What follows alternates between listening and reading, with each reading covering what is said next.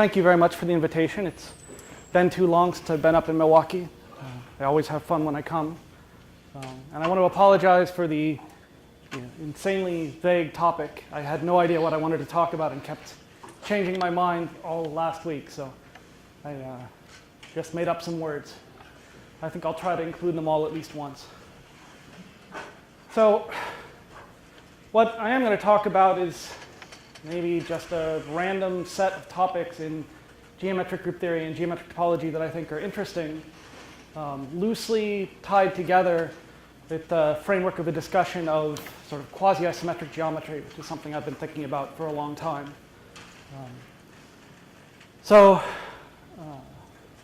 Right, I'm going to do this in a very old-fashioned way. But if you need more volume or larger font size or anything, just tell me, and I will try to accommodate you. Oh, the red doesn't work? Sure. All right. So I'm going to start with stuff that I'm sure most of you have seen many times before, and even infinitely many times before. So here's one of my keywords done. So I like to start by thinking about this in terms of some of the first theorems you see in what I think of as geometric topology, just something like the classification of compact surfaces. Right? Okay, and because I can't draw very well, we're only going to talk about orientable ones.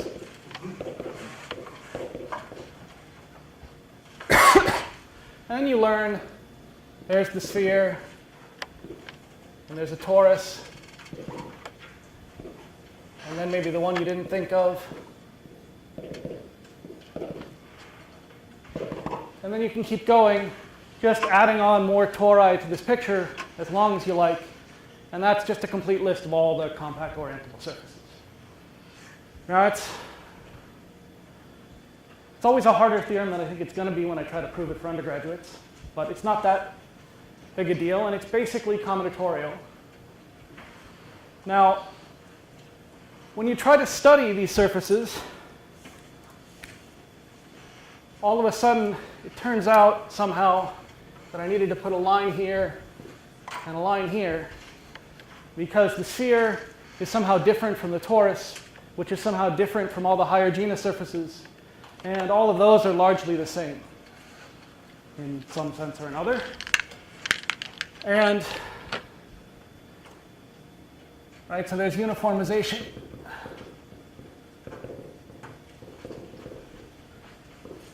Which is even harder when I try to prove it for undergraduates, but still doable. Right, which says that all these surfaces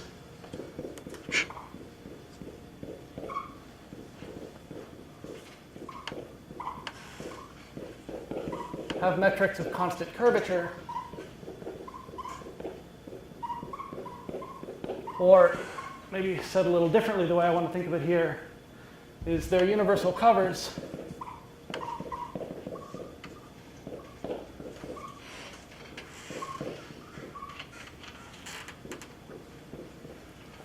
are S2, R2, or H2.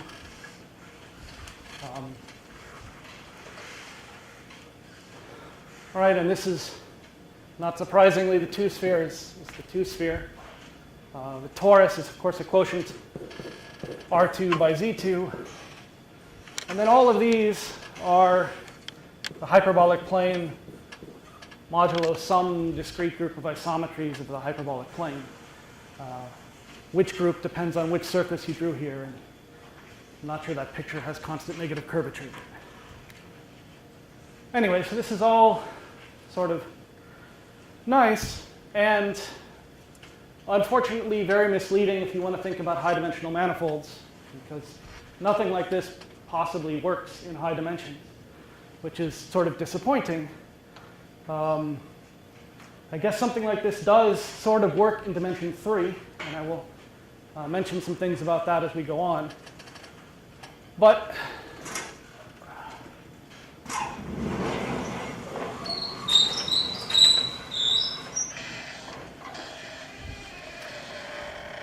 the first observation I want to make is that you don't really need to do all of this really hard analysis that's involved in getting a metric of honestly constant negative curvature to tell somehow that there are these three different families here that are fundamentally different from each other but similar to the other members of their family.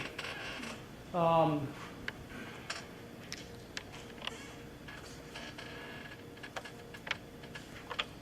maybe I'll just say it this way. For example,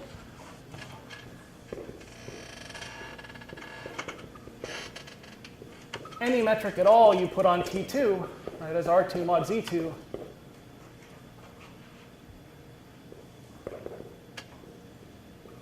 gives a, in fact, Z squared periodic.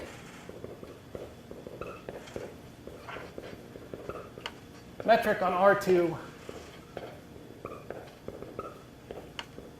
which is by Lipschitz equivalent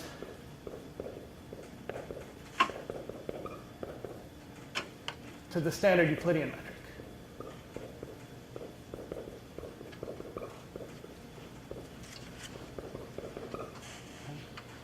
Because whatever metric you put on the torus, well, it's still the torus. There's some, the identity map from that to the flat torus is locally smooth. It's by Lipschitz. Torus is compact, so there's some global bound on the by Lipschitz constant that passes upstairs when you pass the universal covers. So even if you put some crazy metric, like the one I actually drew there from rotating a circle around in 3 space or something, the metric you get on the plane when you look at the universal cover is still by Lipschitz equivalent to the one you would have found by knowing that there was a flat metric. Okay? And there's nothing special about the torus here. Likewise, any metric on the surface of genus 2. Right, and now, I must admit I don't know what to call the universal cover of the surface of genus 2 when I'm pretending I don't know what it is, because I'm torn between R2 and H2. I'll call it, well, I know what to call it. There. So on the universal cover of the surface of genus 2, which is by Lipschitz equivalent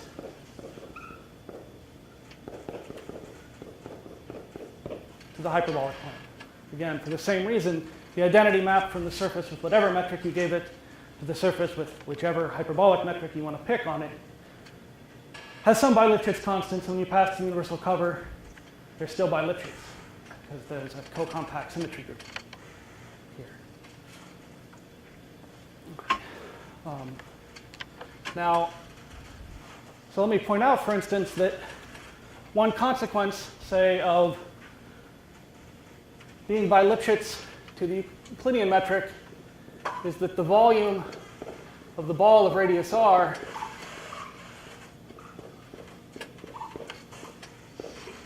is something like r squared. It may not be pi r squared anymore if you've chosen a different metric. But right, the ball of radius r, and whatever this crazy metric is up here, contains the ball of radius r over k and is contained in the ball of size k times r, depending on what your by Lipschitz constants are. You still end up with something that's growing essentially quadratically in r. Okay? And here, the volume of the ball of radius r grows exponentially.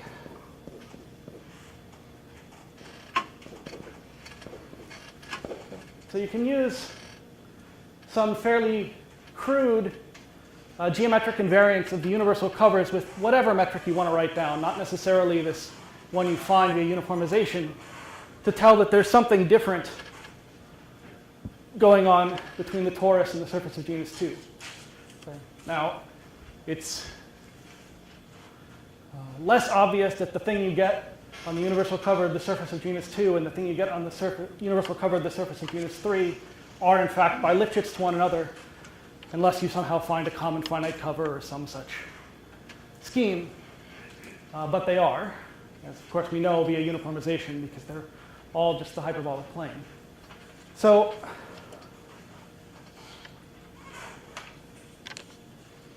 all right, and since this generalizes to all manifolds, you give me any manifold it'll have a well-defined bi-Lipschitz class of compact manifold, have a well-defined bi-Lipschitz class of metric. In fact, even if it's not smoothable, but that's a different talk.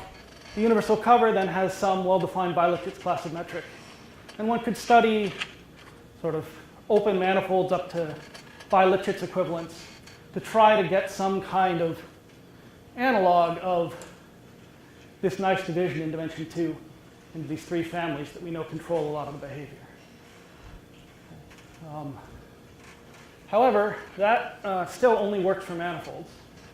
You still need to know that your thing is a manifold.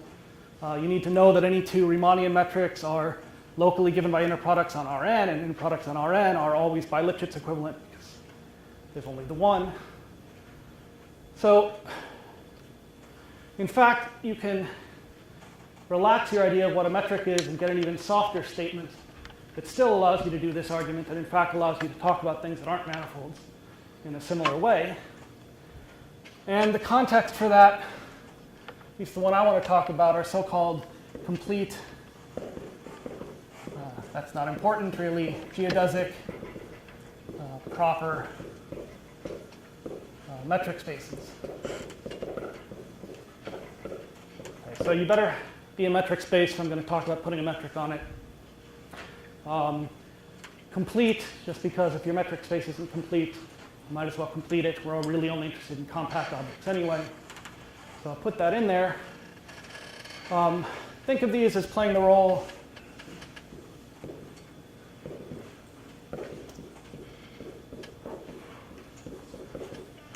of the universal cover. Okay, so we're not talking about the compact objects, we're talking about their universal covers here. So these are non-compact, complete metric spaces. So the two words that are maybe less familiar, proper just means that closed balls are compact.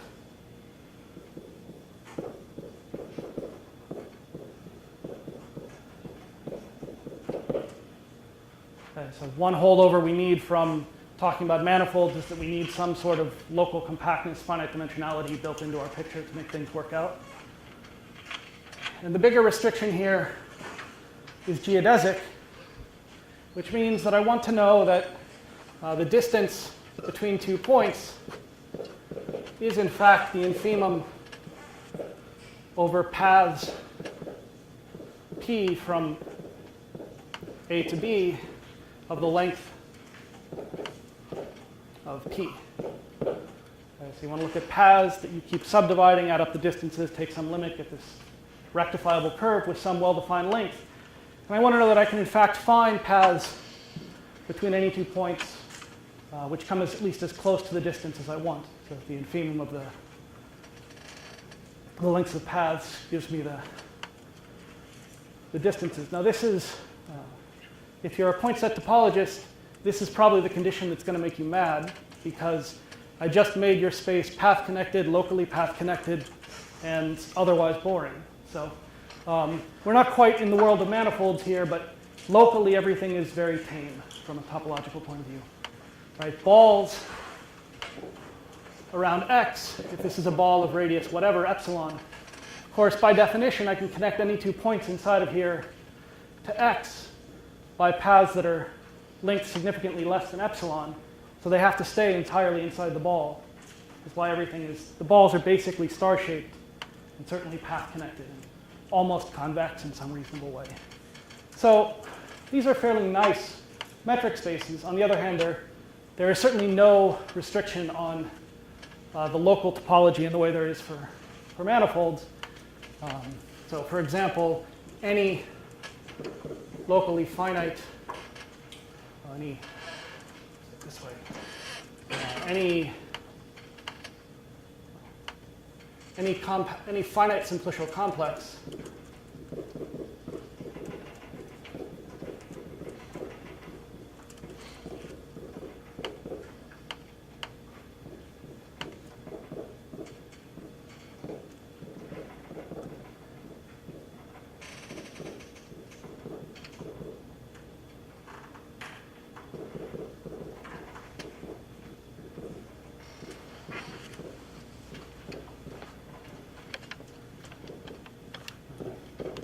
So if you give me any simplicial complex, each of the simplices is just abstractly a simplex, but there's one standard regular simplex in Euclidean space which has a metric. Okay? I can just put that metric on every single simplex and then define the distance between points as the minimum lengths of paths, where I just decompose my path to pass from one simplex to the next. And that certainly gives me a metric space that ends up being of this type. Okay, so sort of any of the spaces one regularly deals with in algebraic topology, any of the finite complex type spaces one deals with in algebraic topology will also fit into this picture. So it's very far from the manifold world. And in fact, taking combinatorial gadgets and giving them sort of metric, and then thinking about what geometric properties they might or might not have, has been a very fruitful vehicle for translating a lot of machinery from combinatorial group theory and old combinatorial topology into sort of a geometric topology framework. I guess I'll mention one more. So, in particular,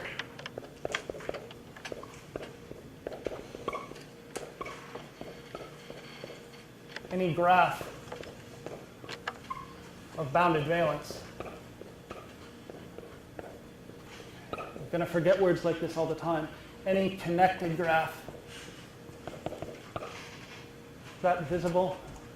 Doesn't really matter. It says connected. Any connected graph of bounded valence, right, is a proper geodesic metric space.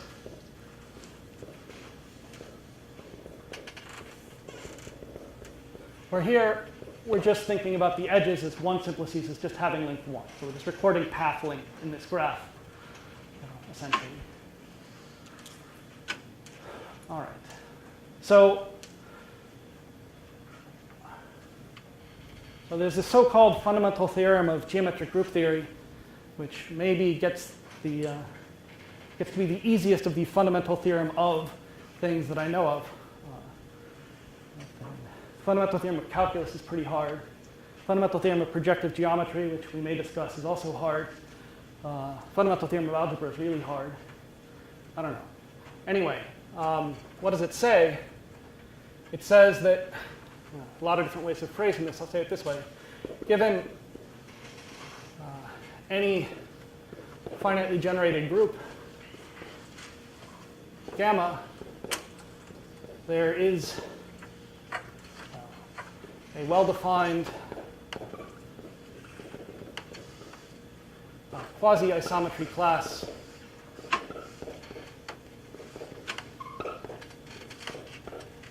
of spaces. I realize I didn't define that yet. We'll come back to it in a minute.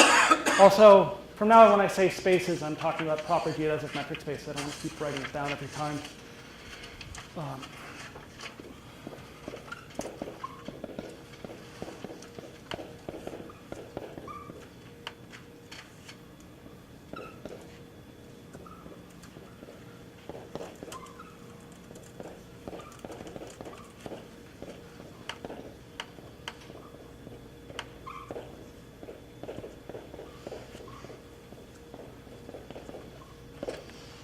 And among this class of spaces that we're singling out to correspond to gamma are any space you can dream up that gamma acts on properly and co-compactly by isometries. So this is related to what we were talking about over there in the sense that any universal cover with any of the metrics you lifted from the base now has the fundamental group acting by covering transformations properly and co-compactly by isometries on whatever this weird Riemannian manifold you got is. And all of those spaces fall into this same quasi-isometry class that's being singled out from the group. Okay.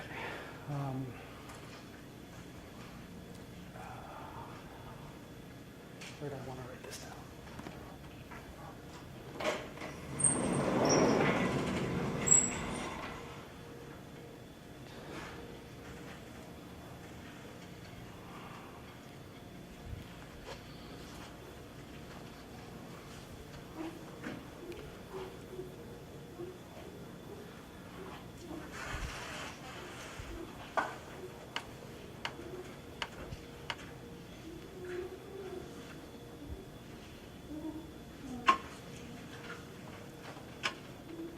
So essentially the picture here is just sort of the classical way one approximates a space by a simplicial complex, taking the nerve of some covering. All we're going to do is take our mystery X that has some gamma acting on it properly discontinuously and co-compactly by isometries. Inside of here, there's a ball of some radius, depending on all the constants involved, whose translates cover the whole space. That's what co-compactly means, given that balls are compact. So now we just take this thing. Here's X. Here's a translate. Here's another translate. Maybe here's another one. And we just cover the space by all of these balls translated around by our group action. Okay, they're all centered at the points of the gamma orbit of this base point we pick. And then we just look at this graph you get by going ahead and connecting up any two balls that overlap. And this builds some graph that sort of runs throughout the space. It certainly fills up the whole thing because the action is co-compact. Because the action is proper, no translate of X comes too close to X, okay? Unless it actually is X, in which case it's exactly on top. You think that it's the same point. So, and moreover, what are the gammas that are adjacent to our base point? Well, they're exactly those elements of the group that move this ball to not be disjoint from itself. Just to say they move the base point within 2R of the base point, okay, which is a finite set because the action is properly discontinuous. Okay. So this is this graph inside of here gives a locally finite, in fact, uniformly bounded valence graph with transitive, vertex transitive.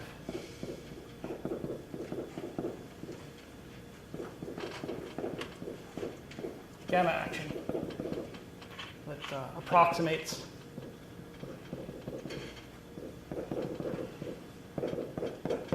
our space X. This is our combinatorial model for how we're going to approximate X.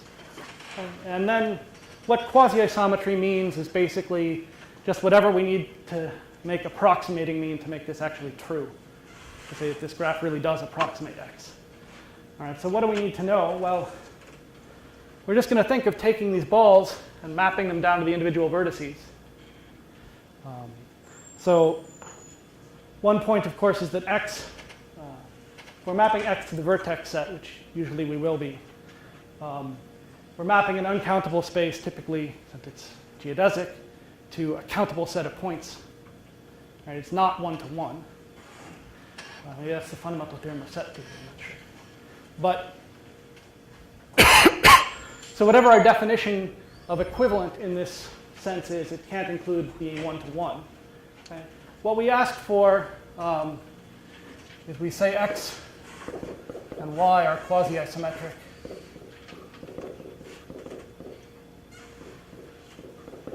And maybe I should put some constants in here. K, C, quasi-isometric. A bunch of different ways of saying this. I'll say it this way. If there are maps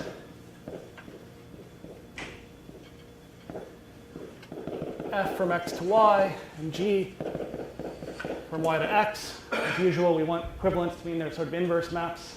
Okay, but I said it can't be one-to-one, so these aren't literally inverse maps. But they're almost inverses.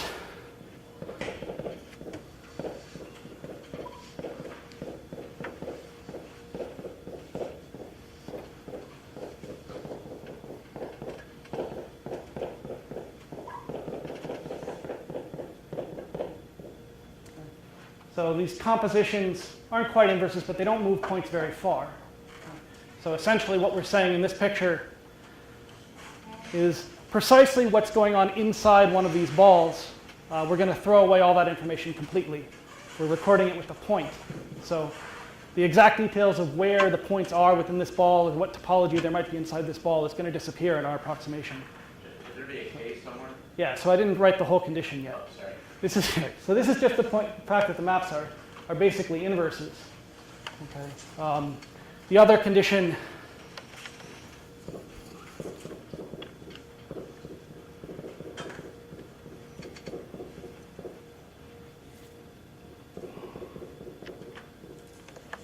and you can put a plus C on here, although it's not really necessary since I'm only writing the condition this way, but it's traditional.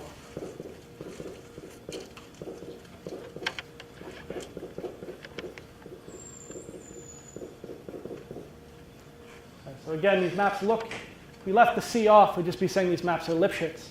Right? And in fact, if C is 0 all the way throughout, this says these two maps are Lipschitz, and this says they're inverses. So we'd be precisely saying that these are bi-Lipschitz spaces.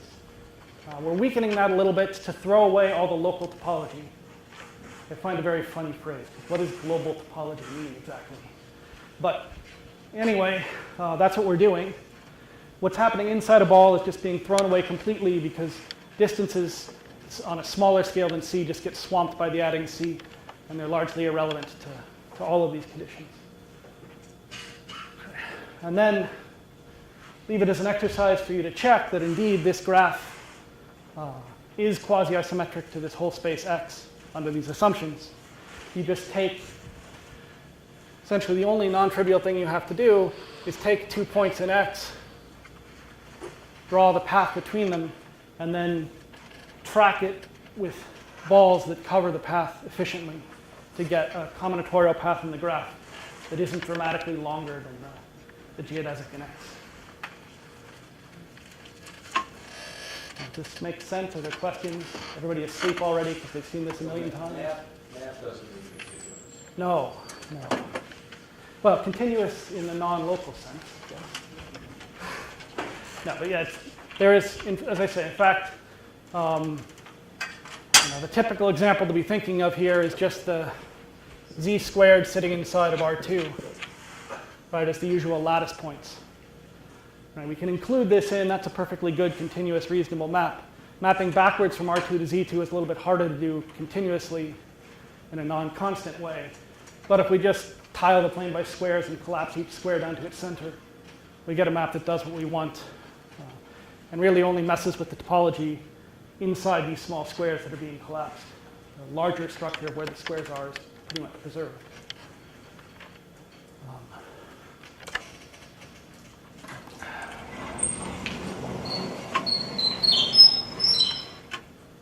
So the other thing to point out, I think this has come up a couple of times already, is that there is a construction here. There's a second half to that theorem, which doesn't just say that all the spaces gamma axon are quasi-isometric, I've proven to you, but in fact there is one as well. So there is in fact an appropriate quasi-isometry class.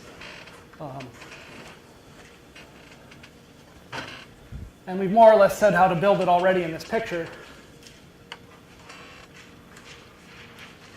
Right, having a graph that gamma axon vertex transitively just means we have a graph. So I'll write down some symbols. This is the Cayley graph of gamma with respect to S, if those words mean anything to you. So what this is going to be is just a graph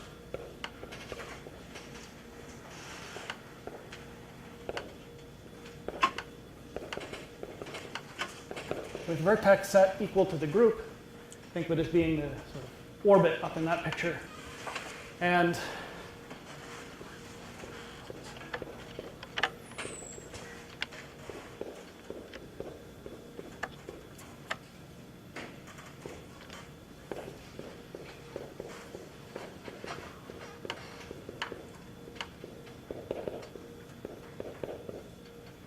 so in this picture, S is the set of elements of the group that move the base point within 2R so that the translate of the R ball overlaps itself. So it's adjacent to the base point in this picture.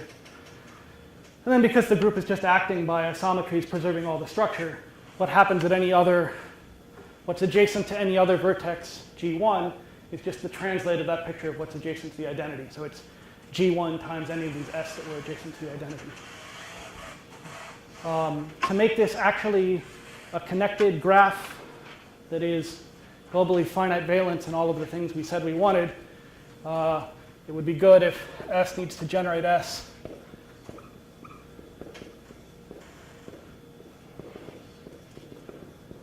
Okay, and for convenience, it's helpful to have inverses of elements of S in S.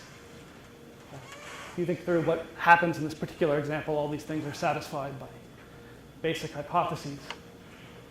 But if you write down, pick any finite generating set that does this, you get an example. You get a graph this way. The group pretty clearly acts by left translations on it with one orbit of vertex, S orbits of edges. And so you've got an action of your group which is properly discontinuous and co-compact on one of these spaces that we like. So this is one representative of the quasi-isometry type of the group. Doesn't matter which generating set you pick. You get different graphs with slightly different metrics, but they're all of the same quasi-isometry type as per this theorem, although that's a little bit easier.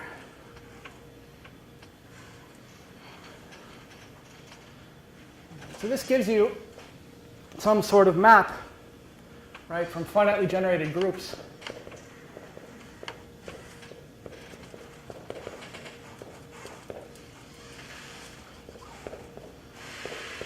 The quasi-isometry classes of spaces. And we're hoping that this will carry enough structure to mimic sort of knowing about the uniformization theorem for surfaces and using the geometry of the plane or the hyperbolic plane of the sphere to study this fundamental group of the surface. Okay, so that's the dream, is that this makes the uniformization theorem work for all finitely generated groups. Of course, it can't be that good. But, all right, so when you have a new toy like this, we want to know what it can do, more or less what it can't do. If you're my kids, you want to break it as fast as possible. So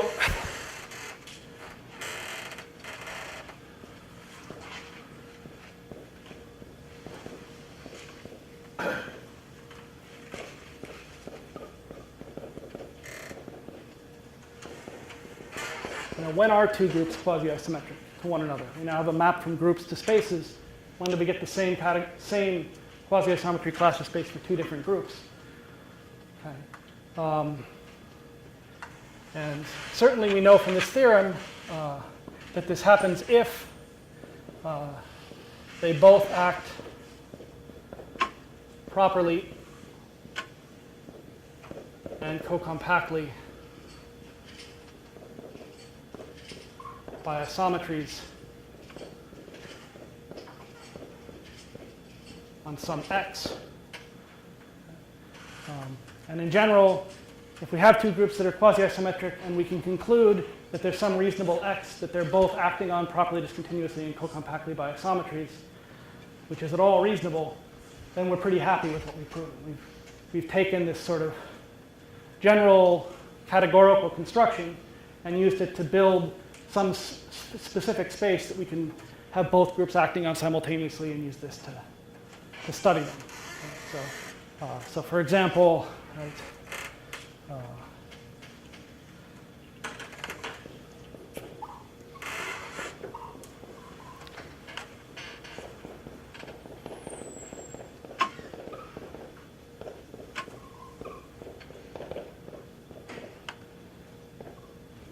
so if you have some Lie group that you like and you have two discrete co-compact subgroups, okay, I erased my first slide already, but if you think about the hyperbolic plane with the fundamental group of some hyperbolic surface sitting inside of its isometry group, you've got a discrete co-compact subgroup of SL2R.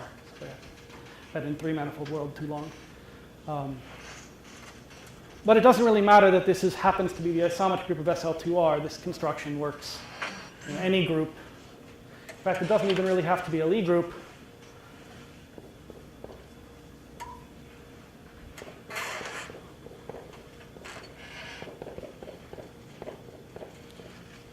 I'm not going to wander off into topological group world too much. But in fact, if you have a locally compactly generated topological group, two discrete co-compact things in there will work as well. Again, for the same reason, you just need enough hypotheses on your topological group to make sure you can put some kind of invariant metric on it. It's at least close enough to geodesic to make these arguments work. Yeah, so sorry, maybe you said this a minute ago, but in the condition on the right, you say there's a well-defined quasi-isometry class that includes the spaces on which gamma acts properly Right. properly and co-compactly. But as written, that doesn't say that gamma acts on everything. No, and in fact, it doesn't. So is it possible to have a quasi-isometry class in which you get the same groups, but there's no single space on which both of them acts? Yes, I mean, so of course, if you get the same group, it will, of course, act simultaneously with itself on any space it acts on. Right, so, but you can have two different groups in the same quasi-isometry class that do not manage to act simultaneously on anything. Okay, that's one of the, so that's why it says if and not only if here. It would be lovely if that were true. Unfortunately, you know, the statement gamma 1 and gamma 2 simultaneously act properly and co-compactly by isometries on some reasonable x turns out not to be an equivalence relation. And it generates some equivalence relation, which probably isn't quasi-isometry either, but quasi-isometry is at least a fairly geometrically straightforward equivalence relation, which at least includes all of those. Okay. And in fact, I should say, I'll discuss a lot of cases where we know what's going on, sort of cheating. We really only know what's going on in some very isolated pockets of the universe where we have a good handle on the geometry of things. And we don't really know much in general about how bad quasi-isometries can be or what quasi-isometry classes can look like in the full generality that we've got over here.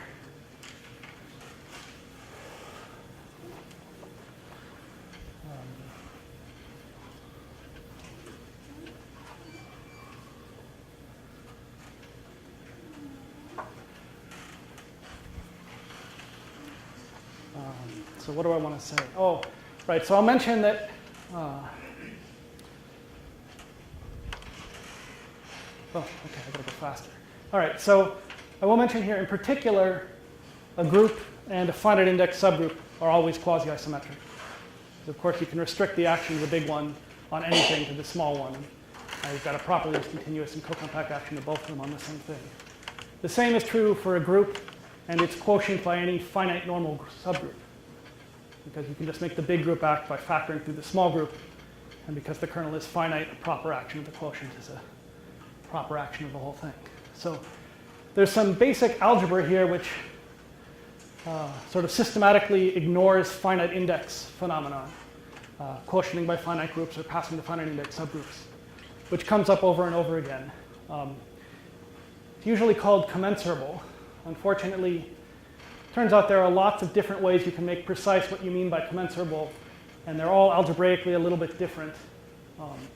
So I'm not going to pick one. But if I say commensurable, it's something about finite index. And if you are curious about the details any particular time I say it, please feel free to ask. There are some cases that are easy.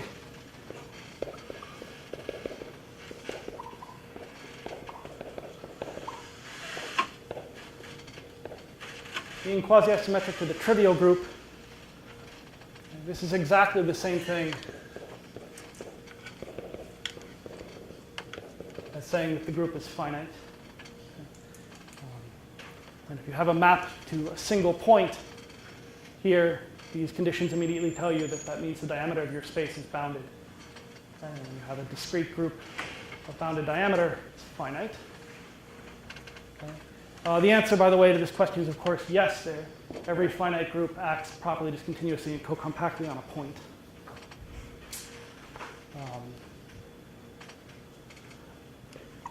Maybe the next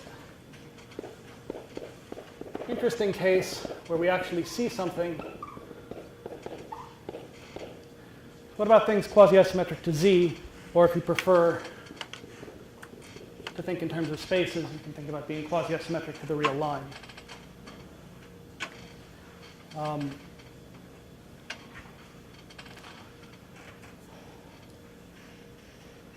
Right, so there are lots of ways to settle this question. Maybe I won't pretend to keep you in suspense. This is the same thing as gamma has an infinite cyclic subgroup of finite index.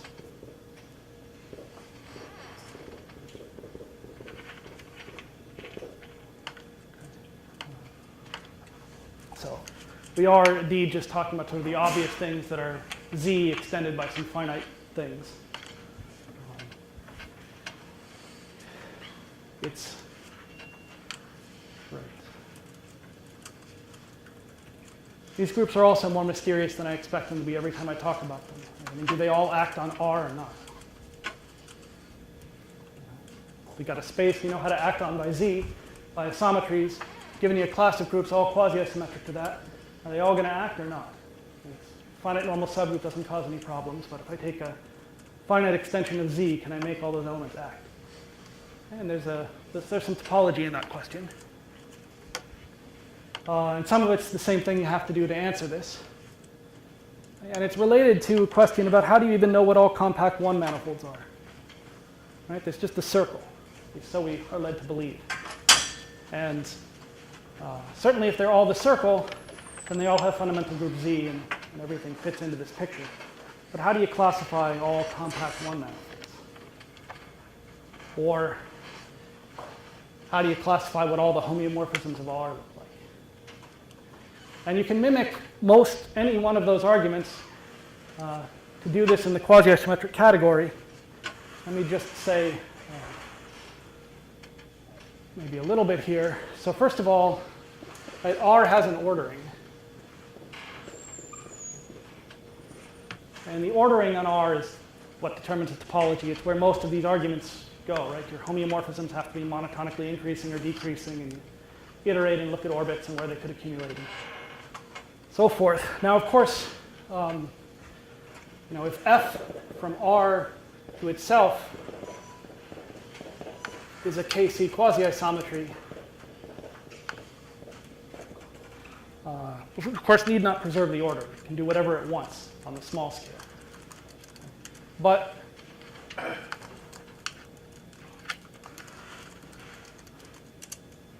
you think about the product R times R. Here's our diagonal copy of R. If you look only at pairs, say x comma y, with the distance between x and y, say much bigger than c, some number, stick with it, then we're getting rid of some band around the diagonal, looking at these two different sides, what's left over, and those two components are basically what's encoding our order. One component is where x is bigger than y, one component is where x is smaller than y. Okay. And it's not so hard to convince yourself that as long as we've taken C to be big enough, our quasi-isometry can't, well, either it consistently takes everything on this side and flips it with this side, or it leaves everything alone. Okay? Because if you take, maybe I'll get a different color.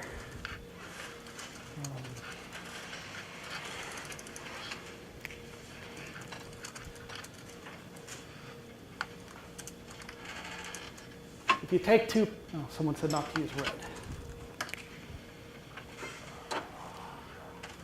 If you take two different points here,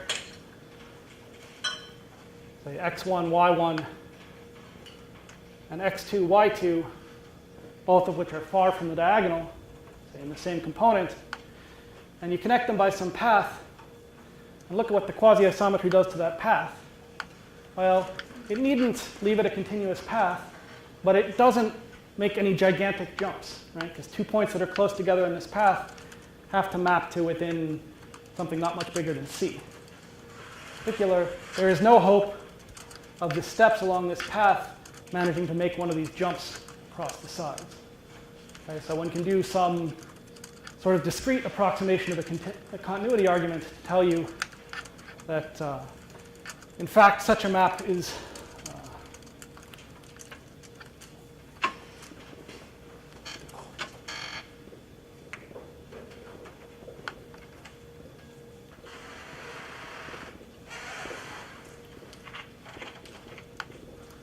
So you pick off the orientation preserving or reversing quality of homeos of R this way, or the map to Z2 from the isometry group of R.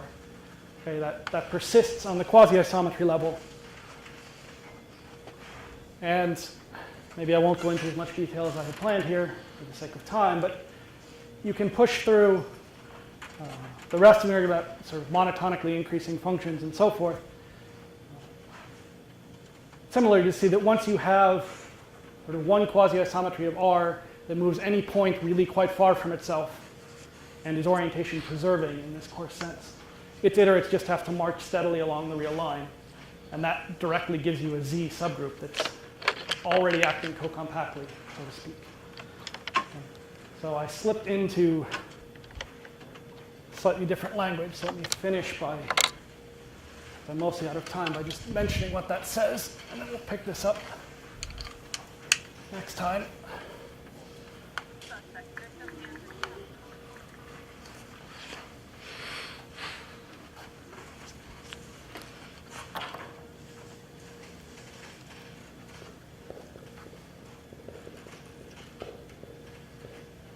Because this is a workshop, I also want to mention a couple of things we don't know here at the end.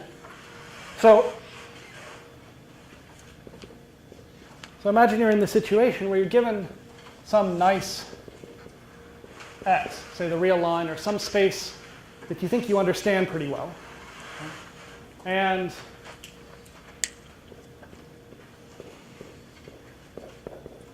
a mystery gamma quasi-isometric to x. And we want to know, what does this fact that this mystery group is quasi-isometric to x that we supposedly like tell us about the group? Okay, so it's more or less the same question I had written down before, just phrased in a very biased way against groups in 4 spaces. Now,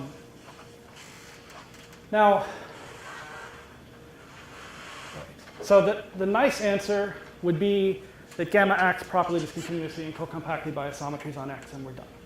Okay, unfortunately, that's just not true. But there is something like that that's true. Okay. You take your gamma, which we can think of as acting on itself or on its Cayley graph.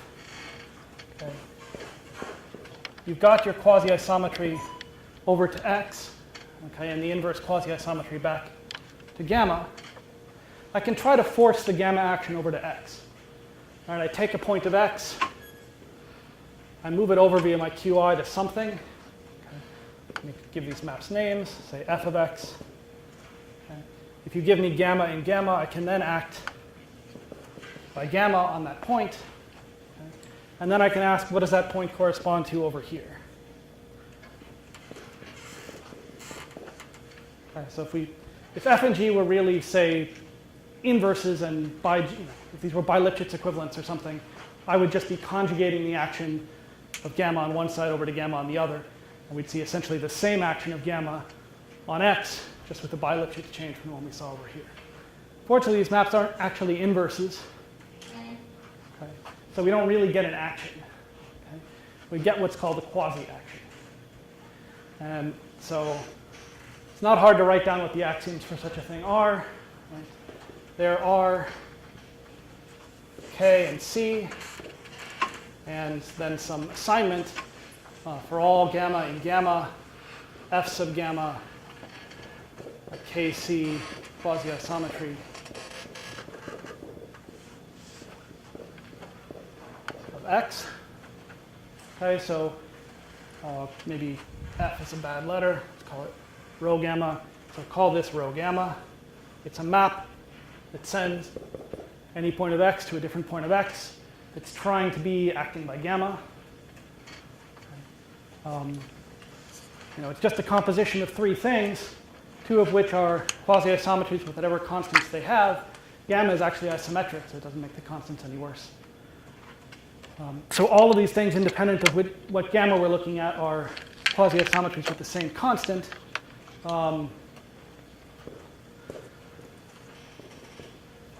The distance from rho of the identity to the actual identity map is bounded by some amount.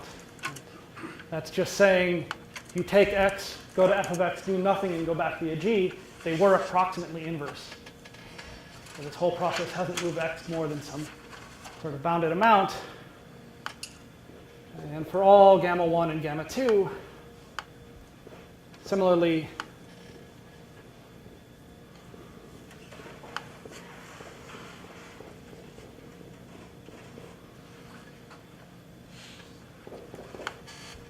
okay, so all of this is saying it looks like an action if you're willing to pretend that things that are distance smaller than c are really equal. Okay, so the identity doesn't really act by the identity. The composition really doesn't act exactly like the composition. Okay? But to within some uniformly bounded distance across all the elements of the group and all the points of the space, they do. And that's about the best we can do in this category where the local behavior of maps is more or less arbitrary. Okay? And you can then translate fairly straightforwardly the statement that gamma is quasi-isometric to x into gamma has a quasi-action on x which looks properly discontinuous and co-compact. So if you use quasi-action in the place of action, in the place of isometric action, right, properly discontinuous is supposed to mean that the set of elements that move a given point, some bounded amount, is finite. It doesn't really depend on the local structure. It's just a statement about what happens to large balls. And the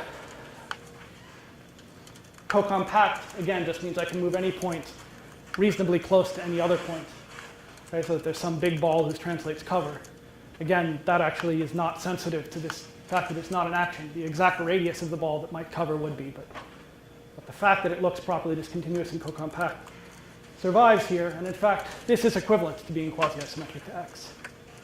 Okay, you can take any group quasi-isometric to x and make it act like this. And this argument about a group that acts co-compactly and properly discontinuously by isometries is quasi-isometric to x proceeds the same way for a quasi-action. It really doesn't care. It's just about the fact that the translates of these balls cover. So in a sense, this is an answer, although not a very good answer to the question of which groups are quasi-isometric to x. We'd like to get the quasi out of there. Okay?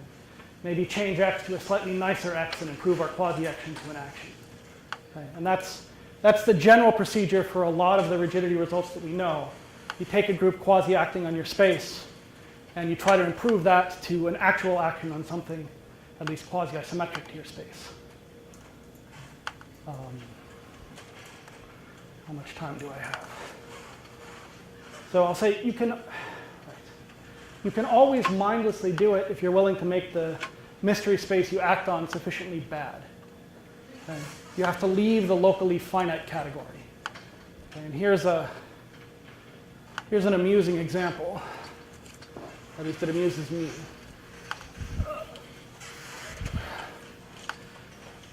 That occurs if you try to do something with the real line a little bit too sloppily.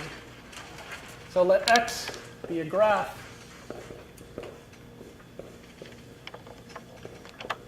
with the vertex set of x equal to the real numbers. Okay, so this is definitely not a reasonable looking graph. The edge set of x is all pairs x, y such that the distance is less than 1. So there are uncountably many vertices. Each has uncountably many edges coming out of it. Okay. On the other hand, this is certainly quasi-isometric to the real line with the obvious map.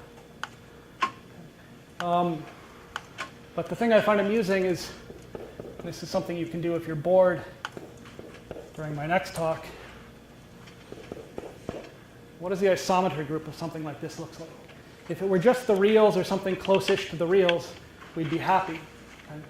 Unfortunately, because this is not a locally compact, locally finite graph, the isometry group need not be a locally compact group. In fact, I'll give you a hint that it's not.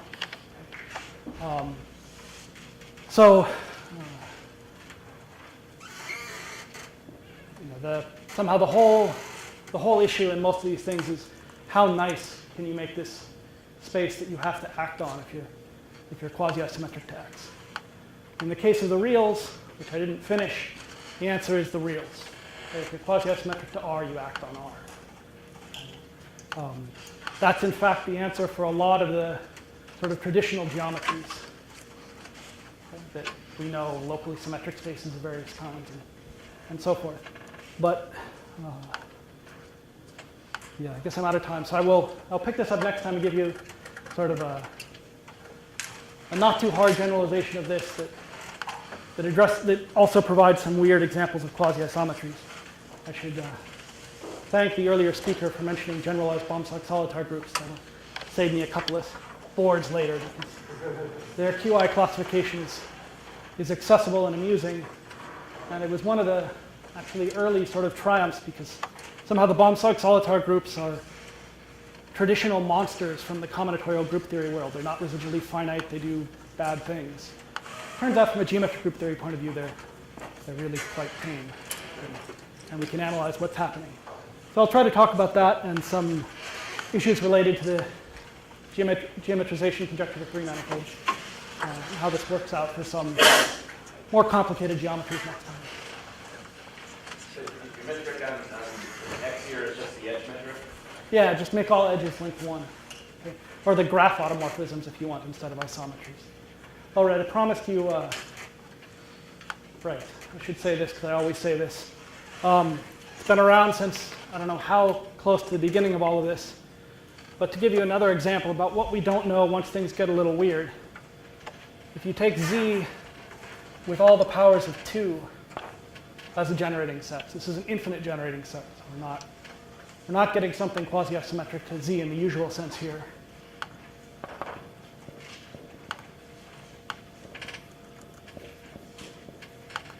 And compare it to, say, the infinite generating set, which is just all the powers of 3.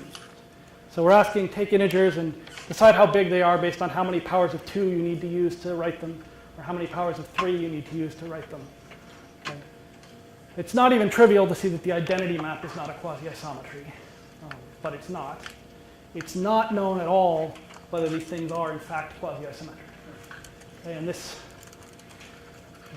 anything that looks anything like this, so any sort of infinite torsion groups, or these Grigorchuk monsters, or any honestly strange groups, really, we probably have no idea what anything quasi-isometric to them looks like. But I will try to explain some of the cases where we do in the next lecture.